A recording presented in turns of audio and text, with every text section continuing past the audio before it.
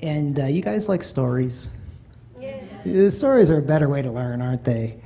And Sharon was really wondering about her role. I met Sharon in a rural community in Colorado years ago. She was telling me about how she was really questioning her role as a step-parent and her wisdom regarding getting married to a man who had a 13-year-old with oppositional defiant disorder.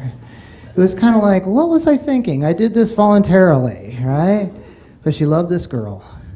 And but she said things were rocky, and the kid was always saying things like, "You're not my real mom." You know, you ever heard that, any of you? Or, "You're not my real dad," or, "You can't tell me what to do." And she was well versed in love and logic, so she would just say, "I know." Let's practice that. I know. "Well, you're not my real mom." I know. Now you got to be a little sweeter about it. I know.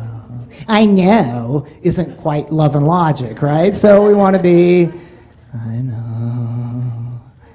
I'm really into fishing. I love fishing. I love fly fishing. I'm not very good at it. I catch trees a lot and stuff like that. But, you know, I used to go fly fishing with my great-grandfather, and it was a religion for him. I mean, it was a holy endeavor. And, well, he'd stand out there on the bank, and he'd fly fish. And if he didn't catch anything, he'd just change the bait a little bit or the fly a little bit. He'd put something else on, and from time to time, he'd catch something. And he wasn't into the catch and release. I mean, he was into catch and eat, right?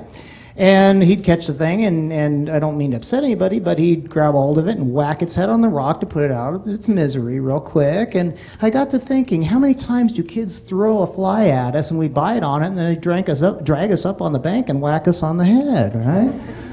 Now, I know the imagery is not real pleasant, but does it happen? Okay, so are you going to bite on that? Or are you going to say to yourself, "Oh," and let's hear it. "I know."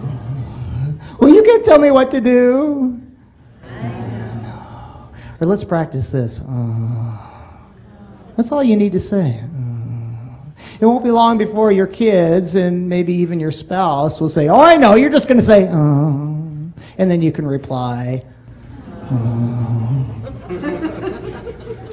But Sharon, a nice lady, she said, "I knew it was just getting really bad because my husband, he lost his job, and then he had to take a job where he traveled a lot. And so I'm at home with this kid all the time. And he's gone for extended periods of time, for 2 or 3 weeks. He's a good man. He's doing what he has to do, but I'm stressed out beyond belief. And I get a call from work, and it's my boss, and I answer, and I'm thinking, was there a scheduling issue or whatever?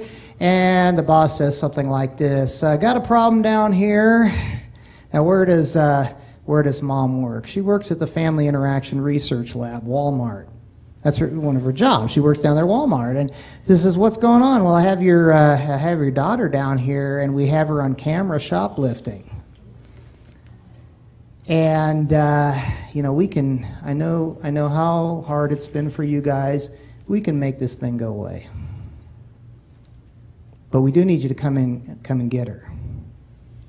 And Sharon said, "I drove down to work, and all I could think about was the Love and Logic class where we learned about the price tag of mistakes and how that goes up every day.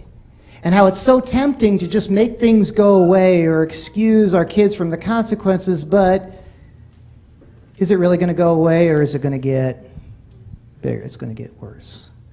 So she went down, and the daughter is that kind of thing, and Mom goes off with her boss, and the boss says, "Listen, we can make this go away." And you know what Mom said? "No. I just wouldn't feel okay about that." Because she's either going to learn now, or she's going to experience a lot more pain later on in life.